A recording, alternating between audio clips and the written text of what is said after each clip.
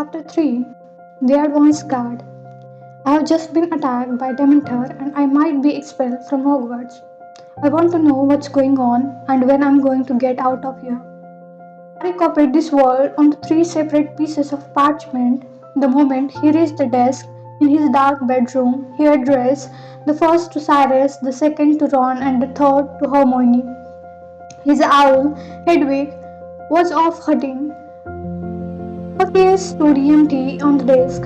Harry paced the bedroom waiting for her to come back, his head pounding, his brain too busy for sleep, even though his eyes swung and itched with tiredness. His back ached from carrying Dudley home, and the two lumps of his head where the window and Dudley had hit him were throbbing painfully. Up and down he paced, consumed with anger and frustration, grinding his teeth and clenching his fist, casting angry look out at the empty, star-strewn sky every time he passed the window. Dementor sent to get him, Mrs. Fig and Montans Fletcher trailing him in secret, the suspension from Hogwarts and a hearing at the Ministry of Magic, and still no one was telling him what's going on. And what had the horror been about? The voice had echoed so horrible, so menacingly through the kitchen. Why was he still trapped here without information? Why was everyone treating him like some naughty kid? Don't do any more magic, stay in the house. He kicked his cold tongue as he passed it, but far from revealing his anger, he felt worse as he now had a sharp pain in his toe to deal with in addition to the pain in the rest of his body. Just as he limped past the window, Hedwig soared through it with a soft rustle of wing like a smaller ghost. About time, Harry sneered as she landed lightly on the top of her cage. You can put that down. I have got to work for you. Hedwig's large, round amber eyes gazed reproachfully at him over the dead frog clamped in her desk. Come here, said Harry, picking up the three small rolls of parchment and a leather thong and trying to scroll on her scaly leg. Take this straight to Cyrus, Ron, and Hermione, and don't come back here without good long replies. Keep picking them till they have right decent length of answer if you have got to understand. Hedwig gave a muffled hooting noise, big still full of frog. Get going then, said Harry. She took off immediately. The moment she had gone, Harry threw himself down onto the bed without undressing and stared at the dark ceiling. In addition to every other miserable feeling, he now felt guilty that he had been irritable with Hedwig. She was the only friend he had at number 4 Private Drive, but he had made it up to her when she came back with Cyrus, Ron's, and Hermione's answer. They were bound to write back quickly. They couldn't possibly ignore a Dementor attack. He had probably wake up tomorrow to read that letter full of sympathy and plans for his immediate removal to Burrow. And with that comforting idea, sleep rolled over him, stifling all further thought. But Hedwig didn't come next morning. Harry spent the day in his bedroom, leaving it only to go to the bedroom 3 times that day. Aunt Putania showed food into his room through the cat flap Uncle Vernon had installed 3 summers ago. Every time Harry heard her approaching, he tried to question her about the Hollower, but he might as well have interrogated the doorknob for all the answer he got. Otherwise, the Dursleys kept were clear of his bedroom. Harry couldn't see the point of forcing his company on them. Another row could achieving nothing except perhaps making him so angry. He had performed more illegal magic. So it went on For whole 3 year days, Harry was filled alternately with restless energy that made him unable to settle to anything, during which he paced his bedroom again, furious at the whole lot of them for leaving him to stew in his mess, and with the length to complete that he could lie on his bed for an hour at a time, staring dazedly into space, aching with dread at the thought of the ministry's hearing. What if they ruled against him? What if he was expelled and his wand was snapped in half? What would he do? Where would he go? He could not return to living full time with Dursleys, not now that he knew the other world, the one to which he really belonged. Was it possible that he might be able to move into Cyrus' house, as Cyrus had suggested a year ago, before he had been forced to flee from the ministry himself? Would he be allowed to live here alone, given that he was still underage? Or would the matter of where he went next to decide for him? Had his branch of the international statute of secrecy been severed enough to land him in a cell in Azkaban? Whenever this thought occurred, Harry invariably slid off his bed and began pacing again. On the fourth night after Hedwig's departure, Harry was lying on one of his apathic face, staring at the ceiling, his exhausted mind quite blank. When his uncle entered his bedroom, Harry looked slowly around at him. Uncle Vernon was wearing his best suit and an expression of enormous smugs. "We are going out," he said. "Sorry, we, that is to say, your Aunt Dudley and I, are going out." "Fine," said Harry dully, looking back at the ceiling. "You are not to leave your bedroom while we are away, okay? You are not to touch the television, the stereo, or any of our possessions, right? You are not to steal food from fridge, okay? I'm going to lock your door. You do that." Uncle Vernon glared at Harry, clearly suspicious of the lack of argument, then stomped out of the room and closed the door behind him. Harry heard the key turn in the lock and Uncle Vernon's footsteps walking heavily down the stairs. A few minutes later, he heard the slamming of the car door, the rumble of an engine, and the unmistakable sound of the car sweeping out of the drive. Harry had no particular feeling about the Dursley living. It made no difference to him whether they were in the house or not. He could not even summon the energy to get up and turn on his bedroom light.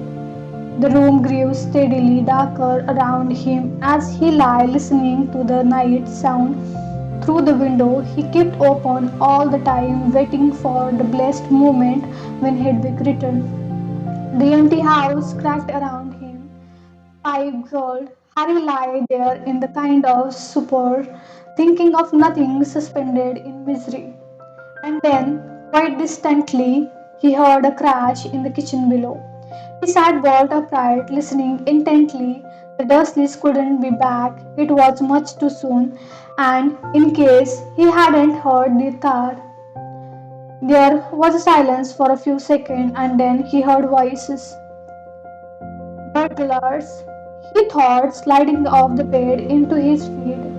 But a split second later it occurred to him that burglars would keep their voices down, and whoever was moving around in the kitchen was certainly not troubling to do so.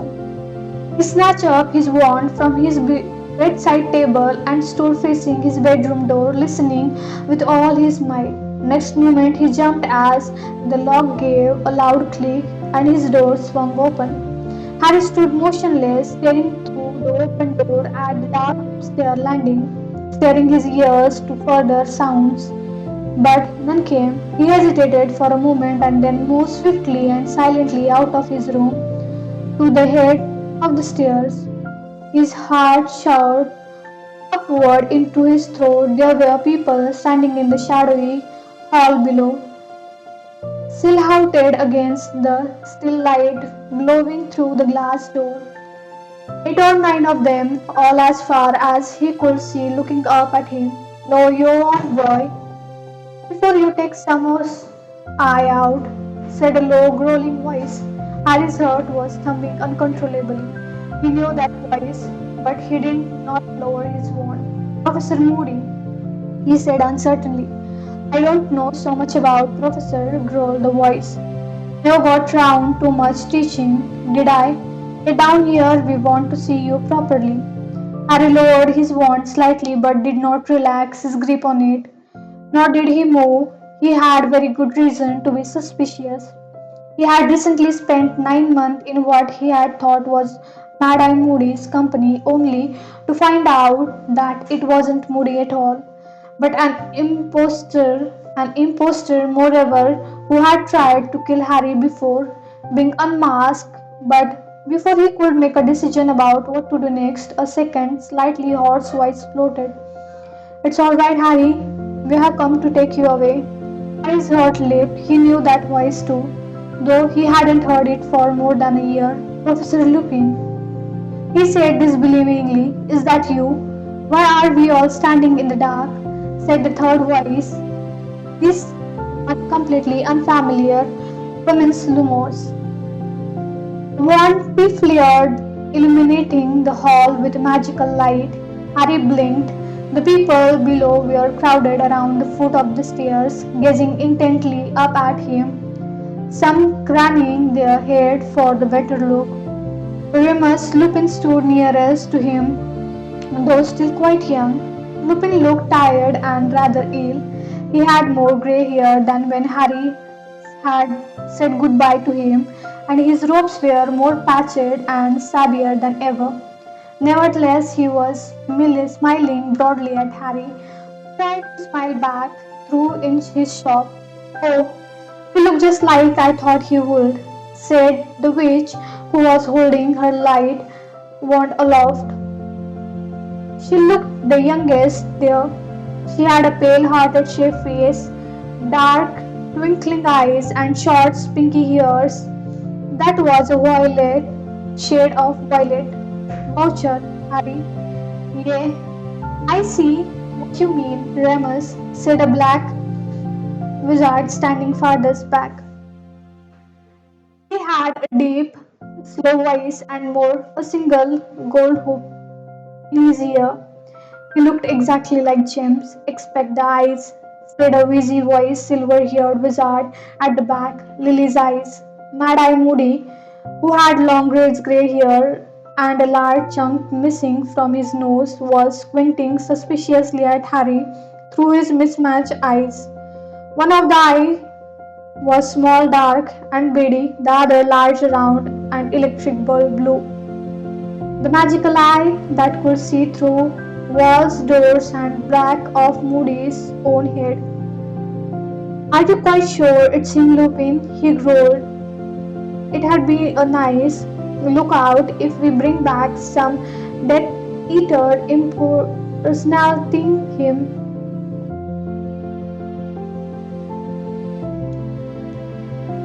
We ought to ask him something only the real Potter would know, unless anyone brought any Veritaserum.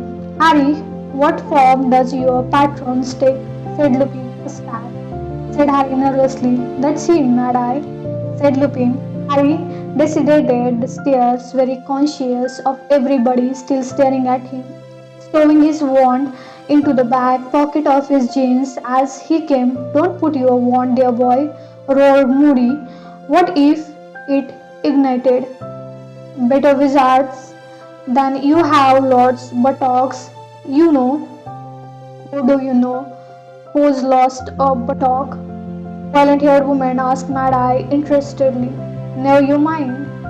Just keep your wand out of your back pocket, told Mad Eye. Elementary wand safety. Nobody bother about it anymore. He stumped off toward the kitchen and saw that, he added irritably as the woman rolled her eyes at the ceiling. Lupin held out his worn hand and shook Harry's. How are you? He asked, looking at Harry closely. Fine. Harry could hardly believe this was real. 4 weeks with nothing, not in tiniest hint of a plan to remove him from private drive, and suddenly a whole bunch of wizard was standing matter of factly in the house as though this were a long standing arrangement. He glanced at the people surrounding Lupin. They were still gazing avidly at him. He felt very conscious of the fact that he had not combed his hair for 4 days. You're really lucky the Dursleys are out. He mumbled. Lucky, huh? Said the violet haired woman. It was me that lured them out of the way. Sent a letter by a Muggle post telling them they had been shortlisted for All England Best Tips Suburban Lawn competition. You are heading off to the prize giving right away, or they think they are. Harry had a fleeting vision of Uncle Vernon's face when he realized there was no All England Best Kept Suburban Lawn competition. We are leaving, aren't we? He asked soon, almost at once, said Lupin. We are just waiting for the all clear. Where are we going? Burrow. Harry asked hopefully. Not the bureau. No, said Lupin, motioned Harry toward the kitchen. The little knot of wizards followed, all still eyeing Harry curiously. Too risky. We have set up headquarters somewhere undetectable. It's taken a while. Mad Eye Moody was now sitting at the kitchen table, swinging for a heap flask, his magical eyes swinging in all the directions, taking in Dursley's many labor-saving appliances. This is Alistair Moody, Harry. Lupin continued, pointing toward Moody. Yeah, I know, said Harry uncomfortably.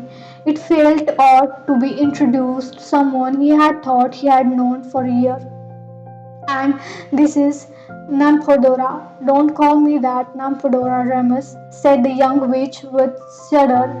It's Tonks, Nymphadora Tonks, who preferred to be known by her surname only, finished Lupin. So would you if your fool of a mother had called Nymphadora, muttered Tonks. And this is Kingsley Shackbolt. He indicated the tall black wizard who bore Elfin's dog. The busy voiced wizard nodded. Daedalus Diggle. We have met before, squeaked the excitable Diggle, dropping his top hat. Emmeline Vance, a stately looking witch in an ample green shawl, inclined her head. Sturgis Podmore, a square-jawed wizard with thick straw-colored hair, winked, and Hestia John, a pink-cheeked, black-haired witch, waved from next to Toaster. Harry inclined his head awkwardly at each of them as they were introduced. He wished he could look at something other than him. It was as though he had suddenly been ushered on stage. He also wondered why so many of them were there. A surprising number of people volunteered to come and get you, said Lupin, as though he had read Harry's mind. The corner of his mouth twitched slightly. Yea, well, the more the better, said Moody darkly. We are your guards, Potter. We are just waiting for the signal to tell us it's safe to set off, said Lupin, glancing out of the kitchen window. We have got about 15 minutes. Very clean, aren't they? Said Muggles. Said the witch called Tongs, who was looking around the kitchen with a great interest. My dad's Muggle born and he's right old slob. I suppose it varies just like the wizards. Yeah, said Harry. Look, he turned back to Lupin. What's going on? I haven't heard anything about anyone. What's what? Several of the witches and wizards made odd hissing noise. Diggles Digley dropped his hat again, and Moody growled, "Shut up!" What? Said Harry. We are not discussing anything here. It's too risky, said Moody, turning his normal eye on Harry. His magical eye remained pointing up at the ceiling. Damn it, he added angrily, putting a hand up to the magical eye. It kept stinking ever since that scum wrote it. and with a nasty squealing sound, much like a plunger being pulled from a sink, he popped out his eye. Had I? You don't know that's disgusting, don't you? said Tonks conversationally. Get me a glass of water, will you? Harry asked Moody. Harry crossed the dishwasher, took out a clean glass, and filled it with the water at the sink.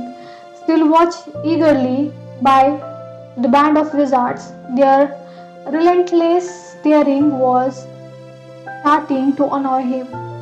Cheers, said Moody when Harry handed him the glass.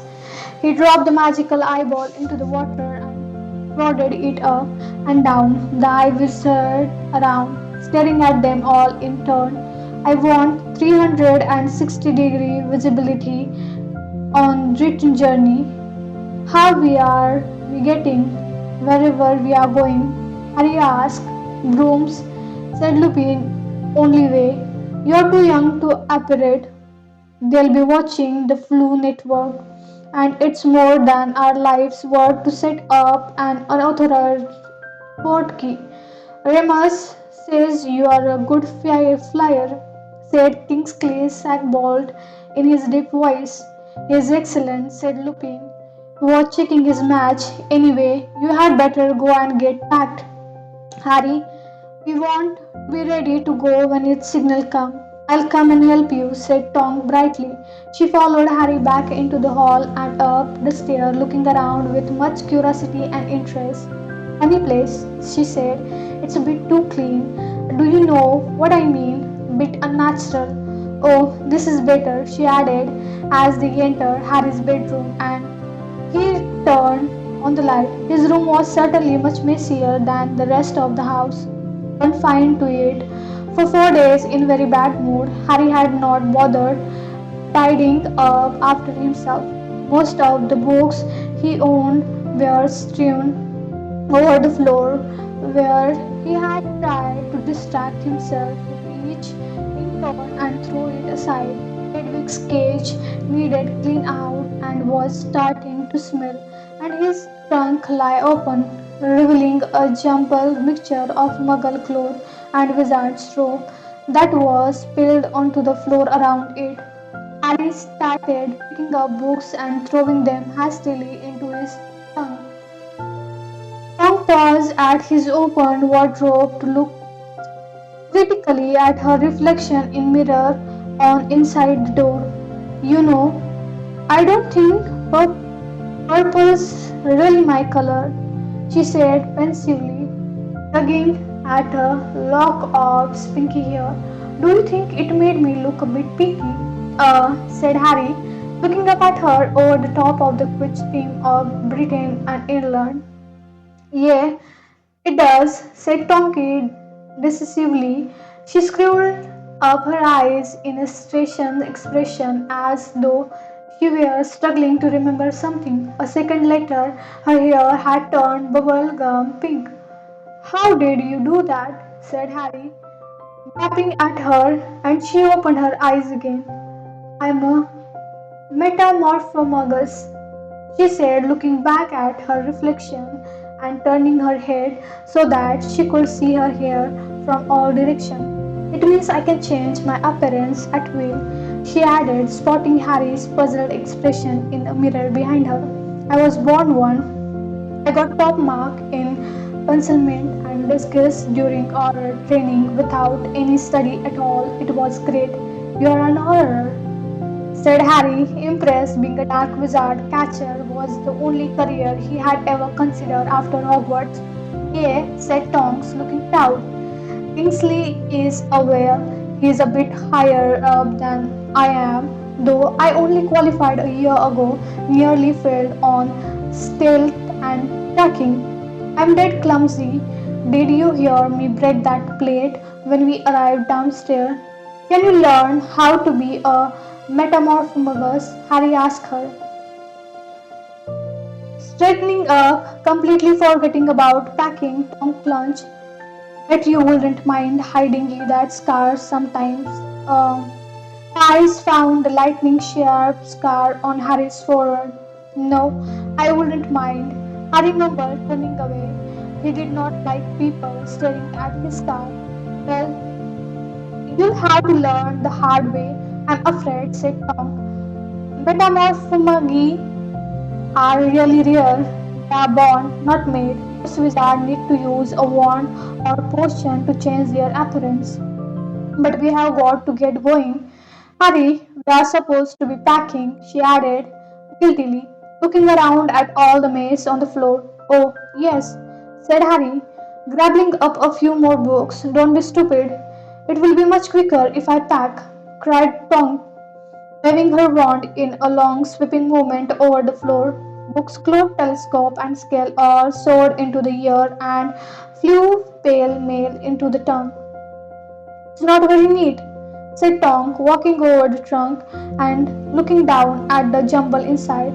My mom's got the knack of getting stuff to fit itself in neatly. She even get the socks to fold them sleeves. But I have never mastered how she done it. It's a kind of flex. She flicked her wand. Hopefully, one of the Harry's socks gave a feeble sort of winkle and flopped back on top of the mace with him. Oh well, said Tom, slamming the trunk lid shut. At least it's all in. That could do with a bit of cleaning too. Scorify.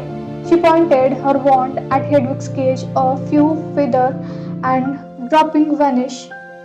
Well, that's a bit better. I have never quite got the hang of this sort of household spelly right. Got everything. Cauldron broom. Wow, a firebolt. Her eyes widened as they fell on the broomstick in Harry's right hand. It was his pride and joy, a gift from Cyrus, an international standard broomstick. And I am still riding a Combat 260, said Tonky enviously. Well worn, still in your jeans, both buttocks still on. Okay, let's go. Locomotive trunk. Harry's trunk rose a few inches into the air, holding her wand like a conductor's baton. Tonks made it hover across the room and out of the door ahead of them. Hedwig's cage in her left hand. Harry followed her down the stair carrying his broomstick. Back in the kitchen, Moody had replaced his eyes, which was spinning so fast after its cleaning it made Harry feel sick. Kingsley, Shagbolt, and Sturgis Padmore were examining the microwave, and Hestia Jones was laughing at the potato peeler she had come across while rummaging in the drawer. Lupin was stealing a letter addressed to the Dursleys. Excellent, said Lupin, looking up as Tonks and Harris entered.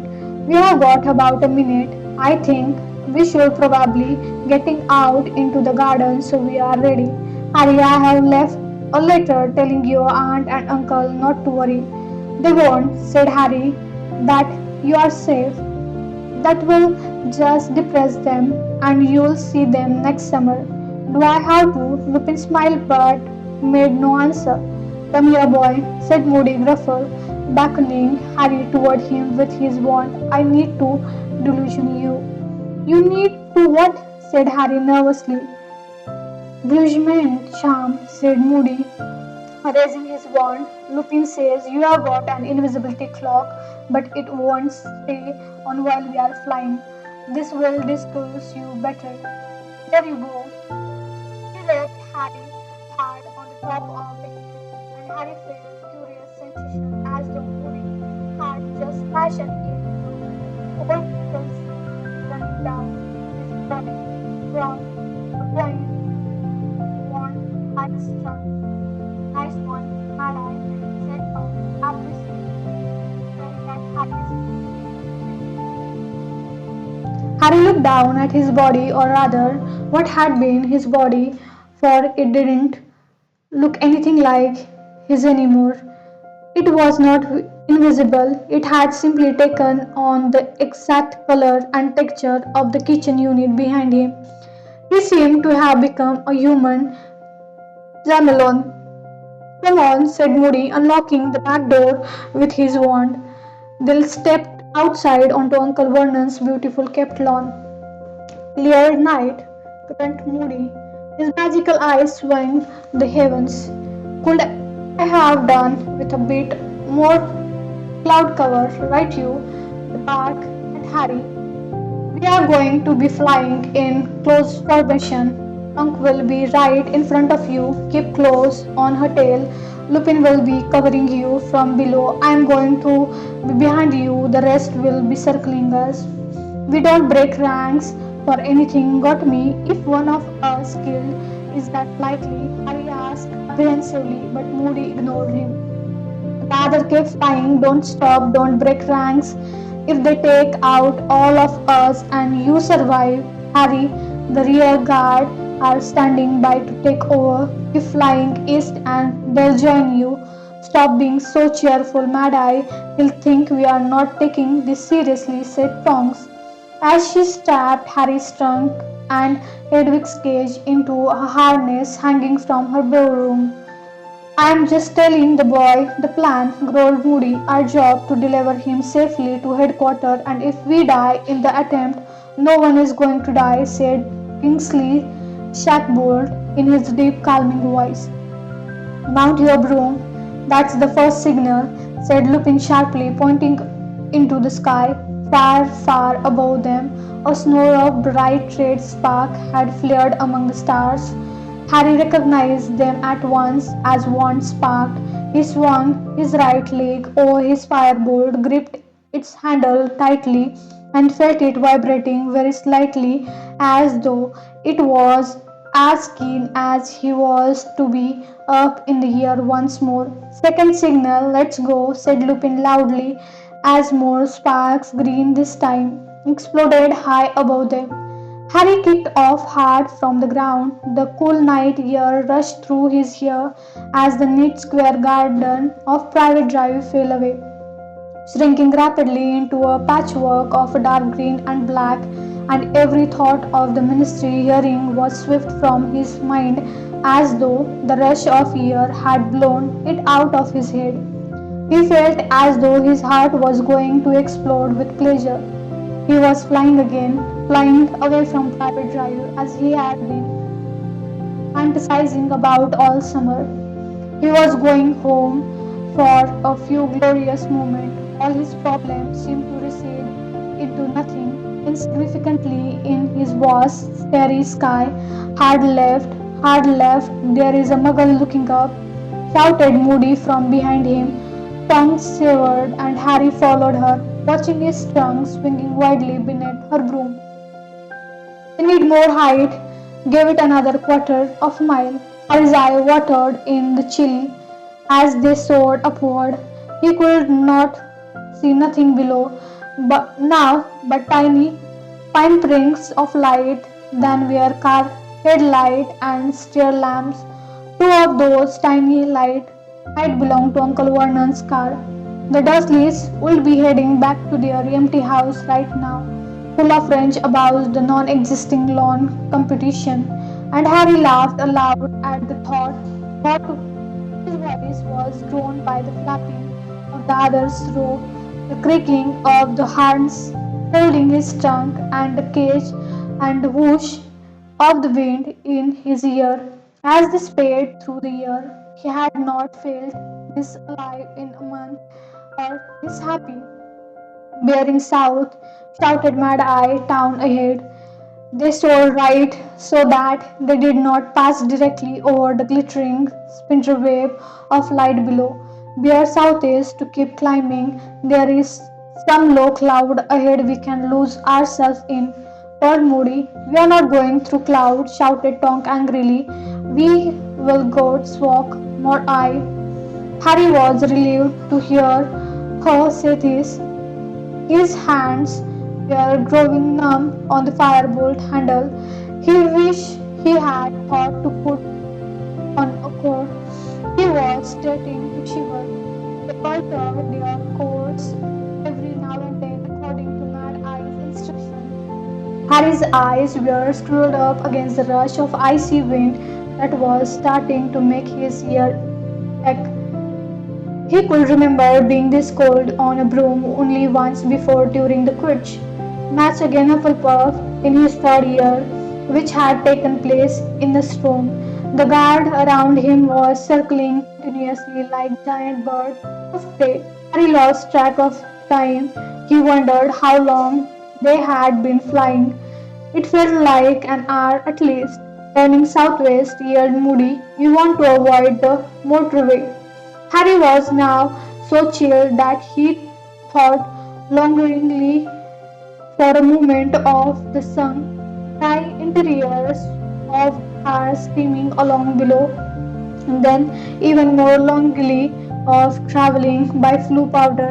It might be uncomfortable to spin around in fireplace, but it was least warm in the flames.